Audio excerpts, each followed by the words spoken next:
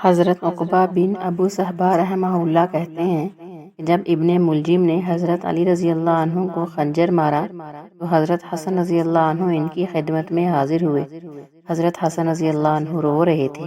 حضرت علی رضی اللہ عنہ نے فرمایا، اے میرے بیٹے، کیوں رو رہے ہو؟ عرض کیا، میں کیوں نہ رہوں، آج آپ کا آخرت کا پہلا دن ہے اور دنیا کا آخری دن ہے۔ تو حضرت علی رضی اللہ عنہ نے فرمایا کہ 4 اور 4 کل 8 چیزوں کو پلے باندھ لو۔ ان 8 چیزوں کو تم اختیار کرو گے، پھر تمہارا کوئی عمل تمہیں نقصان نہیں پہنچا سکے گا۔ حضرت حسن رضی اللہ عنہ نے عرض کیا، ابا جان، وہ 4 چیزیں کون سی ہیں؟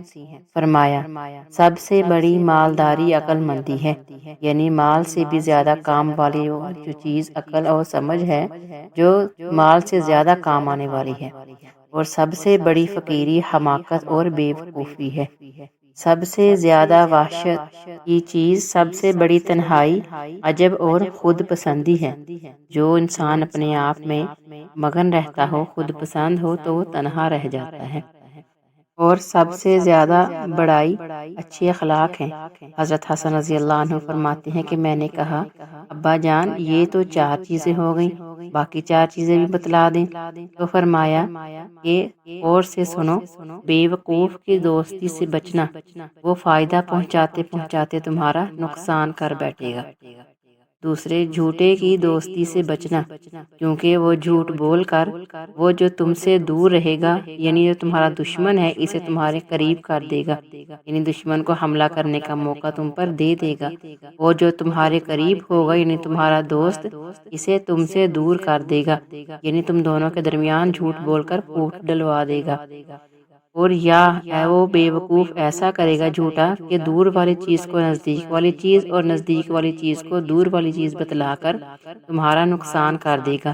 کنجوس کی دوستی سے بچنا، کیونکہ وہ تمہیں معمولی چیز کے بدلے بیچ ڈالے گا، کیونکہ کنجوس کا کوئی اعتبار نہیں ہوتا۔ ایک اللہ والے سے کسی نے اپنے مقدر کی شکایت کرتے ہوئے کہا کہ جو کام کرتا ہوں الٹا، جو بھی کام کرتا ہوں الٹا، میری تو سارے کے سارے کام ہی الٹے پڑتے ہیں۔ تو اس اللہ والے نے اس کی یہ بات سنی اور پھر انہوں نے یہ پوچھا کہ اچھا میاں، یہ بتلاؤ کہ کیا تم نے کبھی مہر دیکھی ہے؟ کہنے لگا، جی ہاں، دیکھی ہے مہر۔ تو پوچھا، پھر تو تم اب یہ مہر دیکھی بھی ہے تو تم یہ بھی جانتے ہو کہ مہر پر لکھائی کیسے ہوتی ہے؟ کہنے لگا، جی، مہر پر الٹے لفظ لکھے جاتے ہیں۔ انہوں نے پوچھا، میاں، جانتے ہو وہ لفظ کیسے سیدھے ہوتے ہیں؟ کہنے لگا کہ ایسے کہ جب مہر کاغذ پر لگتی ہے تو الفاظ خود بخود ہی سیدھے ہو جاتے ہیں۔ اس کی یہ بات سن کر اللہ والے مسکرائے اور فرمایا کہ جس طرح مہر اپنا ماتھا کاغذ پر ٹیکتی ہے تو اس طرح اس کے سارے الٹے الفاظ سیدھے ہو جاتے ہیں۔ تو اسی طرح تو بھی اللہ کے سامنے ماتھا ٹیک، اسی طرح تو وضو کر، مسجد میں جا، نماز پڑھ، اپنے مالک کے حضور ماتھا ٹیک، یعنی سجدہ کر، تیرے بھی جتنے بھی الٹے کام ہوتے ہیں جن کی تم شکایت کرتے ہو، وہ سارے کے سارے سیدھے ہو جائیں گے۔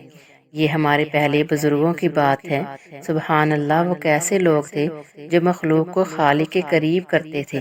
یہ نہیں کہ مخلوق کو اور باتیں بتلا کر، جادو تعویذ گھنٹا کر کے دور کرنا، بلکہ نہیں، وہ کوئی نہ کوئی ایسی بات کرتے تھے کہ تاکہ انسان اللہ کے قریب ہو جائے۔